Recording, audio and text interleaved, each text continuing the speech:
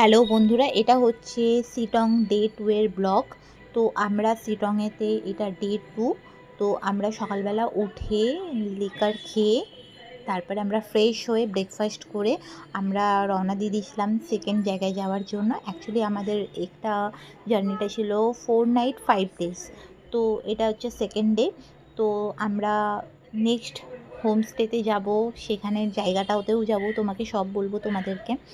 তো আমরা ওখান থেকে বেরিয়ে পড়েছিলাম।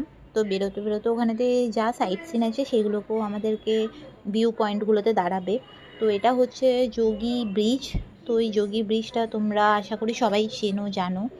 তো তারপরে আমরা ওখানেতেও অনেকক্ষণ ধরে দাঁড়িয়ে ফটো তুললাম, রিলস করলাম। এখানে অ্যাকচুয়ালি জায়গাটা এত সুন্দর যে মানে তোমরা ফটো রিলস না করে থাকতেই পারবে না।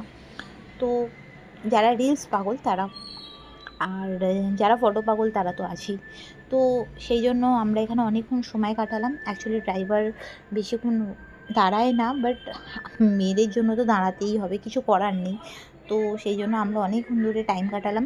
তো তারপরে তো এখানে জলটা দেখো এত সুন্দর লাগছে দেখতে, আর আওয়াজটা এতটাই ভালো লাগছে যে তোমাকে অটোমেটিক্যালি রিফ্রেশমেন্টের একটা ব্যাপার আছে। তো আমি লাস্টে আর কন্ট্রোল না করতে পেরে শু খুলে হাতে নিয়ে আমি জলের মধ্যে নেমেই পড়লাম। জলটা এতটাই ঠান্ডা, এতটাই ভালো লাগছিলো।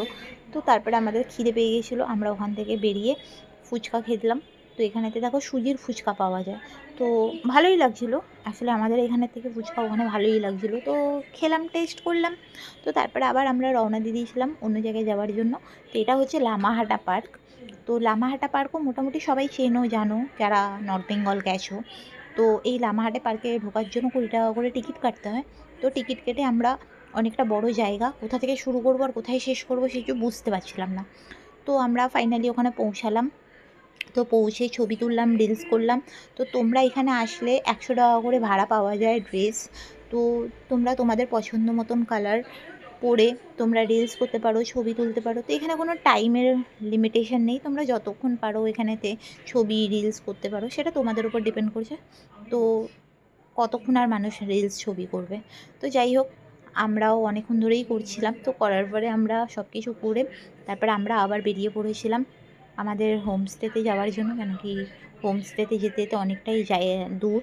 তো সেই জন্য আমরা আবার বেরিয়ে পড়েছিলাম, কারণ আমাদেরকে তো যেতেও সময় লাগবে, প্লাস আমাদের লাঞ্চেরও টাইম হয়ে যাচ্ছে, আর আমাদেরকে ওখানে গিয়েই লাঞ্চ করতে হবে। তো সেই জন্য আমরা আবার বেরিয়ে পড়লাম গাড়িতে উঠে। তো তারপরে সবার খুব খিদেও পেয়ে গিয়েছিলো, আর এখানেতে সেরকম খাবার দাবারও নেই।